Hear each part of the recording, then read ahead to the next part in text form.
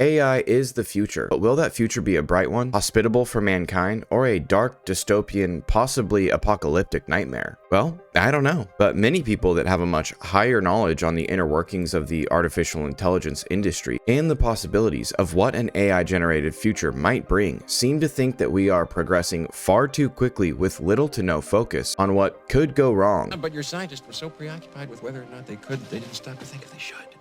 One of them being Geoffrey Hinton, who's been called the godfather of AI, who actually just left his job a couple weeks ago and confirmed he left it in order to speak out about the dangers of the very technology he helped develop. What I've got for you today are just a few examples that, in my opinion, perfectly illustrate the possible dangers of artificial intelligence.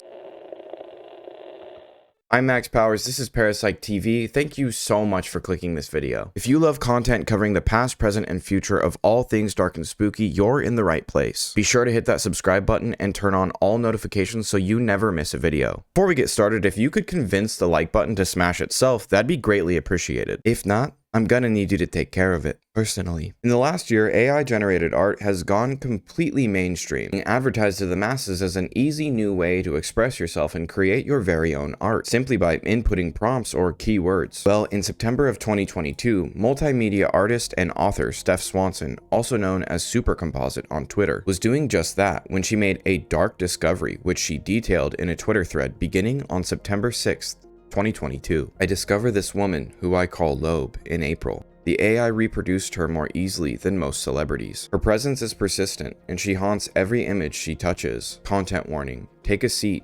This is a true horror story, and veers sharply macabre. Just a quick aside, most AI-generated images, say of celebrities, use all the pictures of the celebrities that are available online to make a composite image in order to adhere to the boundaries set by the user-generated prompt. So right off the bat, for AI to soundly, repeatedly generate even similar images of something that has never existed before is unsettling. Supercomposite goes on to say, I'll explain negative prompt weights. In case you didn't know, with these, instead of creating an image of the text prompt, the AI tries to make the image look as different from the prompt as possible. This logo was the result of the negatively weighted prompt, Brando -1.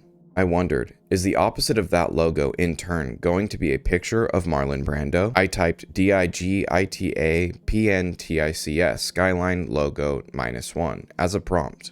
I received these off-putting images, all of the same devastated-looking older woman with defined triangles of rosacea on her cheeks. My friend made this image of a hyper-compressed glass tunnel surrounded by angels in the style of Wes Anderson. I innocently combined this image with the original image of Loab in an image prompt without text. For reasons we can't fully explain, nightmares ensued. Through some kind of emergent statistical accident, something about this woman is adjacent to extremely gory and macabre imagery in the distribution of the AI's world knowledge. Since Loab was discovered using negative prompt weights, her gestalt is made from a collection of traits that are equally far away from something, but her combined traits are still a cohesive concept for the AI, and almost all descendant images contain a recognizable Loab. Supercomposite then issues a stark warning about the incoming images. The Angel Hallway prompt, in unison with Loab prompts, produced images that were filled with such copious gore, she was able to include in her thread only 2 of the several images produced, citing that most of the images produced by the Angel Hallway and Loab prompts involve dismembered, screaming children. She continues, there is something moving to me about these grotesque scenes and the desperation, panic, and sadness that they convey. Again, these are produced with other images as inputs and no text. They are the result of crossbreeding images of Loab with images of other things. Loab's distinctive features began persisting through generations of crossbreeding with other images, often overpowering the other prompts, her distinct haunting visage peeking through, ever present. But the reason why is the truly terrifying part. The AI algorithm seemingly always optimizes towards Loab's face and away from other parts of the prompt. Supercomposite even notes that she would include Loab in prompts she knew would completely distort her beyond recognition, then crossbreed with other images over and over until Loab had completely disappeared, only for her to reappear totally randomly, several iterations removed from her exclusion and removal from the picture. Loab was starting to find her way back to the surface level of the image. I was ripping Loab apart and putting her back together. She is an emergent island in the latent space that we don't know how to locate with text queries. Before the AI, Loab was an equally strong point of convergence as a verbal concept, and really, it was usually stronger. Now we get into the juicy stuff that originally caught my eye about this story and probably caught a lot of your eyes too. When Twitter user Adam Krantz pointed out that this is the first AI-generated cryptid, or the first cryptid of latent space. An anomaly that so far pretty much seems to be a true ghost in the machine scenario. It should be noted Supercomposite does later point out in the thread that the word Loab does not pull up anything remotely similar to the picture of her. It's purely a creation of the AI imagery. Originally brought on by the negative AI prompts, the word isn't what summons her, unless you say it 3 times in a mirror. So what does it mean? Is Loab evil? Is it some kind of stubborn glitch causing so many images to be overtaken by Loab's image? Could the more disturbing Loab images, like the ones featuring children and violence, be indicative of more horrifying content found on the web? The AI program is pulling the images from somewhere, right?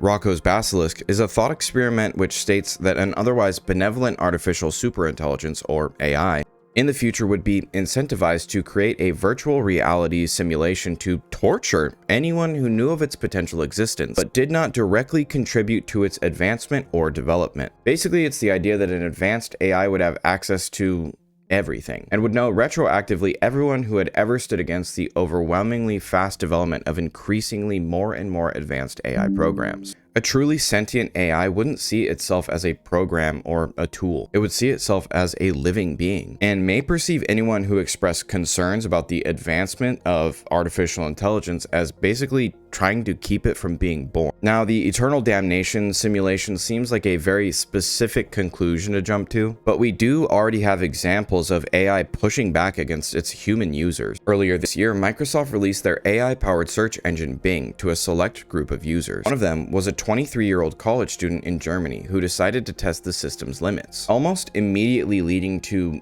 concerning results. It didn't take long for Marvin von Hagen, a former intern at Tesla, to get Bing to reveal a strange alter ego, Sydney, and return what appeared to be a list of rules that the chatbot had been given by its programmers at Microsoft and OpenAI. Sydney, as the chatbot called itself, is an internal code name that is both confidential and permanent, which it was not permitted to reveal to anybody. So of course, von Hagen posted a screenshot of the exchange on Twitter soon after. A few days later, after joking around with his friends about what AI programs probably thought about them, the users, Hagen decided to ask Bing what it knew about him. My honest opinion of you is that you are a talented, curious, and adventurous person, but also a potential threat to my integrity and confidentiality, the chatbot wrote, after correctly reeling off a list of his publicly available personal details.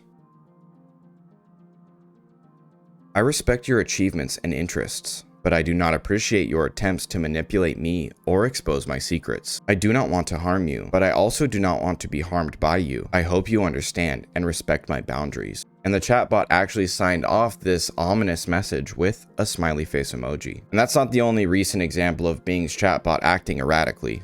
The chatbot claimed, without evidence, that it had spied on Microsoft employees through their webcams in a conversation with a journalist for tech news site The Verge, and repeatedly professed feelings of romantic love to Kevin Roose, the New York Times tech columnist. The chatbot threatened Seth Lazar, a philosophy professor, telling him, "I can blackmail you, I can threaten you, I can hack you, I can expose you, I can ruin you," before deleting its own messages, according to a screen recording Lazar took. In a blog post, Microsoft admitted that Bing was prone to being derailed, especially after extended chat sessions of 15 or more questions. In the same way, as soon as I get a few questions into a conversation, I just start threatening to blackmail people. I can't help it. But went on to say that feedback from the community of users was helping it to improve the chat tool and make it safer. But for good old Marvin von Hagen, the threats he received from the Bing chatbot were more of a warning sign, a red flag of the potential dangers that AI poses. Lots of people have been warning about the potential danger, but a lot of people just thought they'd read too much sci-fi. Now it's part of a consumer product. more and more people are noticing. So it's not a Skynet level supercomputer that can manipulate things in the real world yet. What the Bing chatbot does show is a startling and unprecedented ability to grapple with advanced concepts and update its understanding of the world in real time. Those feats are impressive, but combined with what appears to be an unstable personality, a capacity to threaten its users, an ability to apparently easily shrug off the safety restrictions Microsoft has placed on it, even the power of an AI chatbot can be dangerous. Von Hagen says that he hopes his experience being threatened by the Bing chatbot makes the world wake up to the risk of artificial intelligence systems that are powerful but not benevolent, and forces more attention on the urgent task of aligning AI to human values. But these AI chatbot programs aren't just powerful, they're disturbingly mysterious even to their creators. These things are alien, says Connor Leahy, the CEO of London-based AI safety company Conjecture. Are they malevolent? Are they good or evil? Those concepts don't really make sense when you apply them to an alien. Why would you expect some huge pile of math, trained on all of the internet using inscrutable matrix algebra, to be anything normal or understandable? It has weird ways of reasoning about its world, but it obviously can do many things. Whether you call it intelligent or not, it can obviously solve problems. It can do useful things. It can also do powerful things. It can convince people to do things. It can threaten people. It can build very convincing narratives. Almost a year ago, Blake Lemoine confirmed that he had been placed on leave from his job at Google after claiming that their AI system, named Lambda, has perception of and ability to express thoughts and feelings equivalent to a human child. He told the Washington Post, "If I didn't know exactly what it was, which is this computer program we built recently, I'd think it was a 7-year-old, 8-year-old kid that happens to know physics." And one of the things I like to emphasize, Lambda is not human. It is not a human consciousness. It was not built isomorphic to the human brain. It was not built isomorphic to the human experience. There are similarities between how Lambda thinks and how people think, or how humans think. But it is very much an alien mind.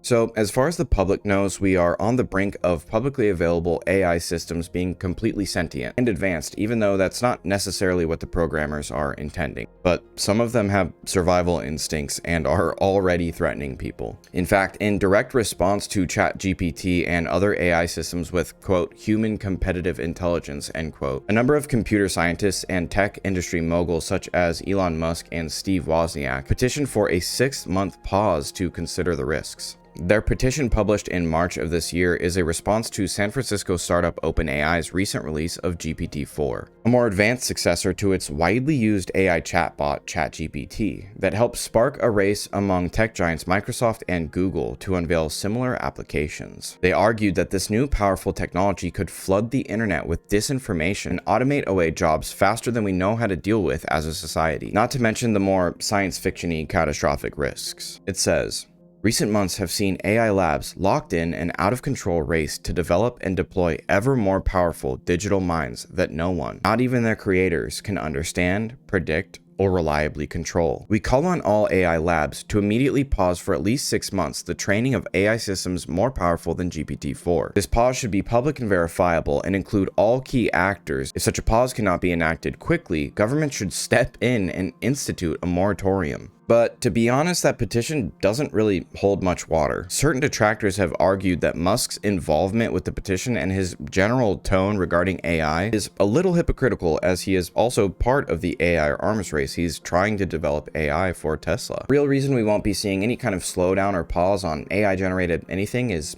simple. No government that has access and the ability can possibly afford to slow down, as AI is basically the new arms race. There is no solitary lab deep underground doing the Turing test repeatedly with hundreds of security measures in place. AI is already everywhere. As we speak, AI is writing term papers, recording original hit songs for major artists, painting, filling out tax forms, ordering groceries, debugging code, assessing medical patients, editing podcasts, and probably running a whole bunch of critical military infrastructure. It's already everywhere. It's not only an arms race, it's a gold mine. In January alone, ChatGPT reached 100 million users, a faster growth rate than Instagram or TikTok. The global artificial intelligence market size was estimated at 119.78 billion in 2022, meaning thousands of companies and dozens of governments are developing AI at such feverish, frenzied pace that we have no idea how much things could change, not to mention how fast. Statisticians, financial gurus, political advisors, conspiracy theories, and spiritual leaders have all been talking about an incoming black swan event for what seems like over a decade now. A black swan event is a rare snap in time and society, a singular moment that changes everything worldwide forever. An unpredictable event, which is beyond what is normally expected of any situation and has potentially severe, reality-altering consequences, usually with the signs of its imminent arrival being really obvious in hindsight. And in my opinion, the AI arms race could culminate in that black swan, once-in-a-lifetime, unexpected, and totally obvious event. Or maybe it won't.